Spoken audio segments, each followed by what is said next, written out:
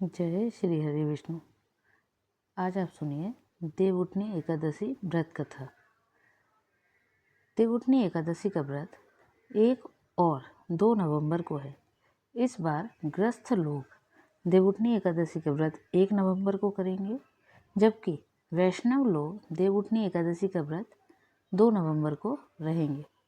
देवउठनी एकादशी के दिन भगवान विष्णु 4 माह योग निद्रा से बाहर आते हैं। इस दिन से सभी देव जागते हैं। चातुर्मास का समापन होता है।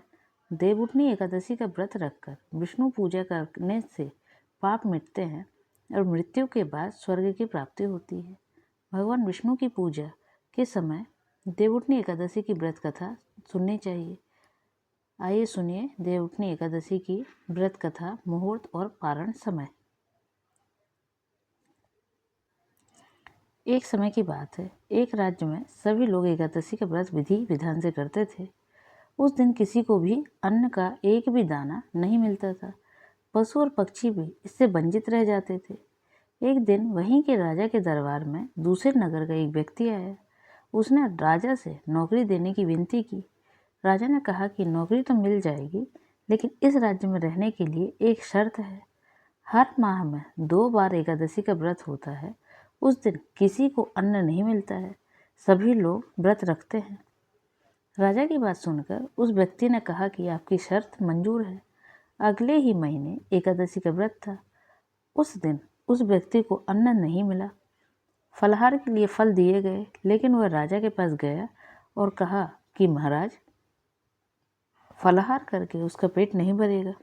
अगर अन्न नहीं खाया तो प्राण निकल जाएंगे। कृपया करके मुझे अन्न देने का कष्ट करें। तब राजा ने उस व्यक्ति को नौकरी की शर्त दोबारा बताई। इस पर भी वह व्यक्ति राजा से अन्न के लिए प्रार्थना करता रहा। ऐसी स्थिति में राजा ने उस व्यक्ति को अन्न देने का आदेश दे दिया। उसे खाना बनाने के लिए आटा, चावल, दाल, नमक आदि सभी सामग्री दे दी गई। वह काफ़ी खुश था। वह नदी के किनारे गया और जाकर सबसे पहले स्नान किया। उसके बाद अपने लिए खाना बनाने लगा। जब भोजन तैयार हो गया तो उसने भगवान का स्मरण करके कहा कि हे प्रभु, भोजन तैयार है, आप इसे ग्रहण करें। उसके बाद ही मैं भोजन करूँगा। उस व्यक्ति की प्रार्थना सुनकर साक्षात भगवान विष्णु प्रकट हुए तो खुश होकर उस व्यक्ति ने भोजन परोसा। भगवान विष्णु को भोजन देकर वह भी भोजन करने लगा। उसके बाद श्रीहरि अपने धाम वापस लौट गए और वह व्यक्ति अपना काम करने लगा। अगली बार जब फिर एकादशी आई तो उसने राजा से कहा कि आप पिछली बार से दोगुना अन्न दिला दीजिए। राजा ने कारण पूछा तो उसने कहा कि पिछली बार भगवान ने भी साथ में भोजन किया था, इसलिए वह अन्न कम पड़ गया और उसका पेट नहीं भरा। दोनों उतने अन्न में सही से भोजन नहीं कर पाते। उसकी बातें सुनकर राजा को आश्चर्य हुआ। उसने कहा कि क्या बात कर रहे हो, तुम पर विश्वास नहीं। क्या भगवान तुम्हारे साथ भोजन करते हैं? वह तो प्रत्येक एकादशी का व्रत रखता है, विधि विधान से पूजा पाठ करता है, लेकिन आज तक श्रीहरि ने दर्शन नहीं हुए।